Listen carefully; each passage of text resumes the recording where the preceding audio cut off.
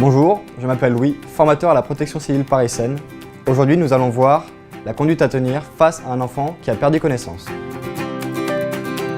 Comment est-ce que je peux savoir qu'il est en perte de connaissance ou pas? Dans un premier temps, je vais déjà savoir que mon enfant n'a plus de tonus musculaire, il sera donc allongé. J'aimerais savoir si mon enfant fait la sieste ou est inconscient.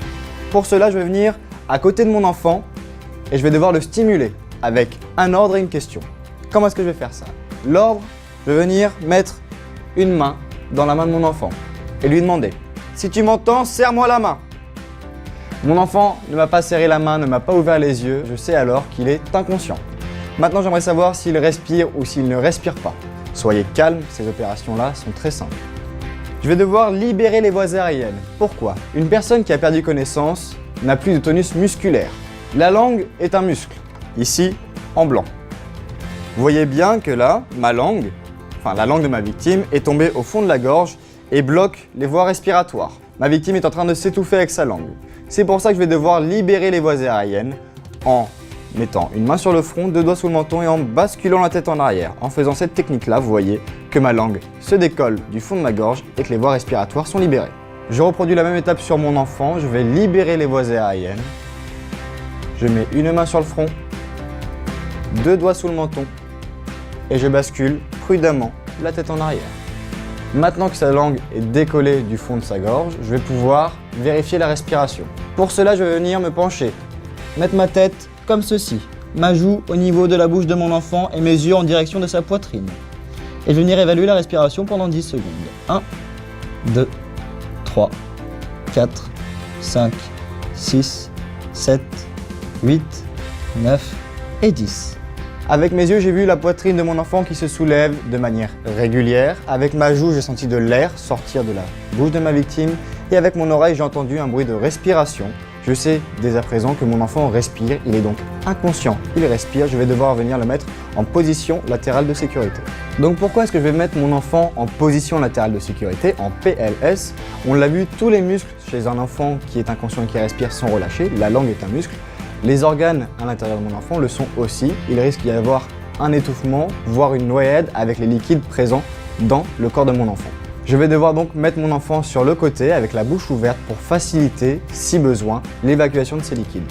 Donc, la PLS. Dans un premier temps, je vais venir prendre le bras et venir le mettre à 90 degrés. Puis, une deuxième fois à 90 degrés. Ce geste va permettre à stabiliser ma victime. Dans un deuxième temps, le bras qui est le plus loin de moi, je vais venir le prendre paume contre paume. Et je vais venir appliquer cette main sur la joue de ma victime. Comme je vous l'ai dit tout à l'heure, une victime qui est inconsciente, tous ses muscles sont relâchés. Si je relâche cette main, la main retombe, mon geste n'aura servi à rien. C'est pourquoi, lorsque j'effectue cette opération, je dois garder ma main au niveau de la joue de la victime. Maintenant, je vais venir prendre le genou à l'opposé et venir tirer pour que le pied de ma victime soit le plus proche de ses fesses. Avec ceci, j'ai un levier. Je vais pouvoir retourner ma victime juste en effectuant une simple pression sur le genou. Si je reste dans cette position et que je la retourne, la victime va me tomber dessus. Je serai donc bloqué. C'est pourquoi je me recule tout en tenant. Et une fois que je suis assez reculé, j'effectue une pression sur le genou. La victime se met naturellement sur le côté. Maintenant, j'ai une main qui est bloquée en dessous de la tête de la victime. Je vais devoir venir la retirer. Pour cela, je vais venir tenir le coude de ma victime, retirer ma main délicatement et stabiliser ma victime. Ma victime n'est pas stabilisée, si je la laisse comme ça, elle va continuer à glisser sur le ventre. Je vais venir mettre un point au niveau de sa hanche et venir prendre à l'intérieur du genou, le faire glisser pour qu'il vienne à 90 degrés. Ma victime est en trépied, elle ne peut plus glisser sur le ventre, elle est stabilisée. Maintenant, je vais devoir venir ouvrir sa bouche pour faciliter les liquides à s'évacuer si jamais il devait y en avoir. Et une fois cette opération terminée, une fois la PLS terminée, je pourrai appeler les secours. Donc, en conclusion, face à un enfant qui a perdu connaissance, dans un premier temps, je viens vérifier la conscience. Serre-moi la main, ouvre les yeux.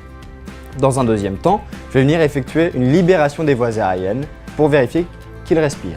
Il respire, c'est parfait. Je vais devoir donc le mettre en position latérale de sécurité. Et une fois que ma position latérale de sécurité sera effectuée, je pourrai appeler les secours. Voilà, j'espère que cette vidéo vous a été utile.